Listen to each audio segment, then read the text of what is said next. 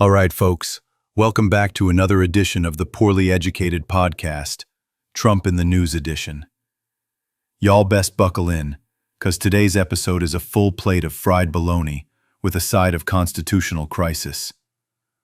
We're diving into September 29th, 2025, a day that might go down as the Trump Doctrine in motion, which sounds fancy, but trust me, it's basically duct tape, Twitter rants, and gold-plated office chairs. So, grab a beer, sit on the tailgate, and let's pick this apart. Segment 1. The Doctrine of Disruption. Shut it down, baby. So, Trump's sitting down with Congress, trying to stop a government shutdown. Now, normally, a shutdown means folks go home, eat Hot Pockets, and wait for the government to open like a Walmart after a hurricane. But old Donnie's like, nah, this ain't a delay, this is a clearance sale. Instead of furloughs, his boy Russell Vaught at OMB says, let's just lay 'em off forever. Permanent. Bye-bye. It's like when you lend your cousin Ricky your weed whacker, and instead of returning it, he just pawns it. That's not temporary. That's family policy, baby. And on top of that, Trump's got this deferred resignation program. Sounds fancy, but it means he paid 100,000 federal workers to quit while still cashing checks. $14.8 billion. I'm just wondering, could he run the country the way I run my deer lease? Tell everyone to leave, burn the shed down, and then declare victory? 'Cause that's what this feels like. And Democrats are sitting there saying, please, at least keep Medicaid. Trump's like, Medicaid? I thought that was a Mexican soft drink. This ain't a negotiation. It's like trading chickens at a yard sale where one guy brought a bazooka. Segment 2. Portland or Fallujah? Depends who you ask. Next up, Trump's sending the National Guard into Portland again. He says the city's war-ravaged. Buddy, the closest thing Portland's seen to war is a barista battling oat milk foam. He's acting like Antifa's got tanks rolling down Main Street, when really it's just a bunch of dudes spray painting "Eat the Rich" on a Starbucks. Governor Tina Kotek says, we don't need the Guard. Trump's like, well, I already packed their bags. He keeps calling protesters terrorists. My cousin Dale protested one time. He just wanted the Waffle House to bring back the all-you-can-eat biscuits. Now, under Trump, Dale'd be on a no-fly list. Posse Comitatus Act? That used to mean you can't use the military for law enforcement. Trump's treating it like it's a suggested serving size on a bag of Doritos. Optional. Segment 3. Political enemies? Let's use the FBI like a bug zapper. So Trump puts out this memo telling the FBI and Treasury to follow the money of left-wing groups. Claims there's a big ol' conspiracy funding terrorism. Y'all, he's basically saying George Soros is hiding under your bed. He's turning the FBI into Dog the Bounty Hunter, except with subpoenas. Meanwhile, James Comey just got indicted. Trump's dancing on Truth Social. See? Justice is served. It's not justice, it's WWE. Trump's turning law enforcement into get back at my high school bullies club. If this keeps up, I half expect him to indict my Aunt Carol for saying his steaks were chewy. Segment 4. Trump the Peacemaker? The Gaza Gambit. All right, here's a wild one. Trump's pushing a 21-point plan to end the Gaza war. Ceasefire, hostages out, rebuilding Gaza with 600 trucks of aid a day. Sounds good on paper. Problem is, Trump's also like, we'll call it the Trump economic plan. Only man I know who'd try to slap his name on a war like it's a casino. What's next? Gaza, by Trump Home Collection. Netanyahu's coming in looking like a man who just found out his truck got repoed. The International Criminal Court's got a warrant on him.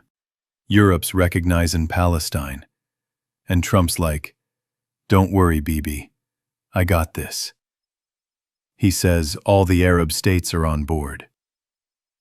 That's like me saying all my ex-wives are on board with me borrowing their Wi-Fi password.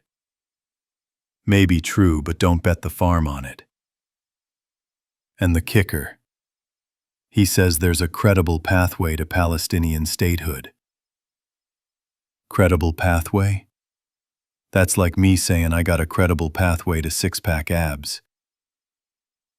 Buddy, it ain't happening. But I like how it sounds.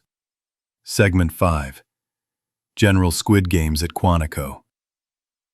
Now here's some real high-octane crazy. Trump calls every general, every 1-star and above, to Quantico. Hundreds of them. Calls it a pep talk. Says he just wants to tell them they're loved. Now, when my mama said that, I got a hug and some cornbread. When Trump says it, I'm worried he's handing out loyalty tests.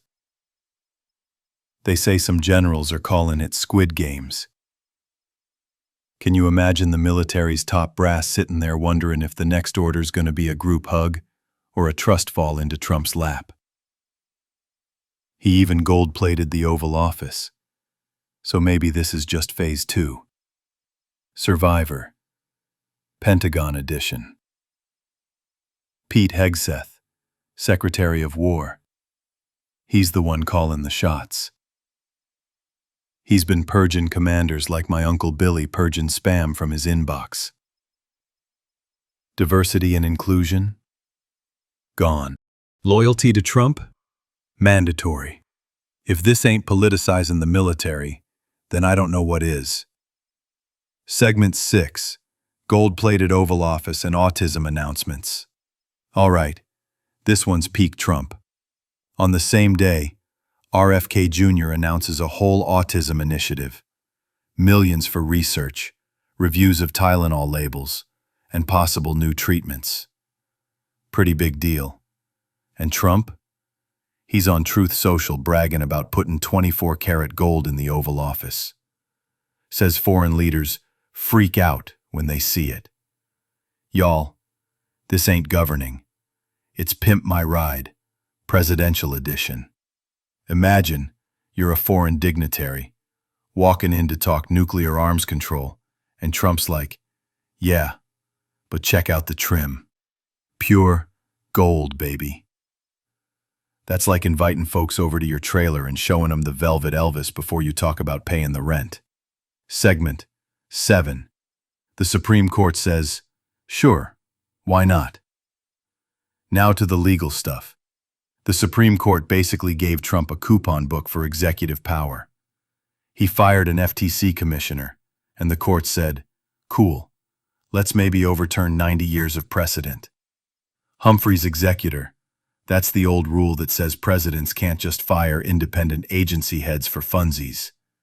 If they overturn it, then buddy, the president gets to treat federal agencies like a bass boat, use it how he wants, whenever he wants.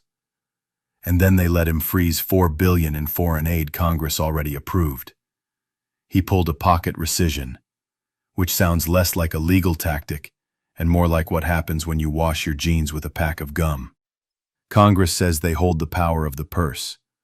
Trump says, well, I found your purse in the couch cushions, and now it's mine. Segment 8. Truth Social. The real White House press office. Last but not least, Truth Social's running the show.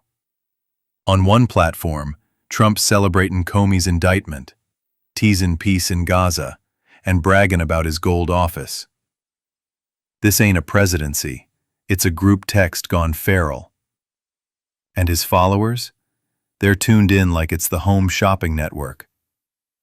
Today only, 50% off democracy. In conclusion, so what we learned, folks? September 29th, 2025 was like a NASCAR wreck. You don't want to look, but you can't look away. Shutdown threats turned into mass layoffs. Military pep talks looked like reality TV. The Supreme Court handed over the keys, and Trump still finding time to redecorate like it's Trump Tower, D.C. It's the Trump doctrine. Break it, brand it, brag about it. And somewhere in there, maybe solve a war. Or maybe just sell some gold curtains. Either way, America, strap in. This ride ain't over.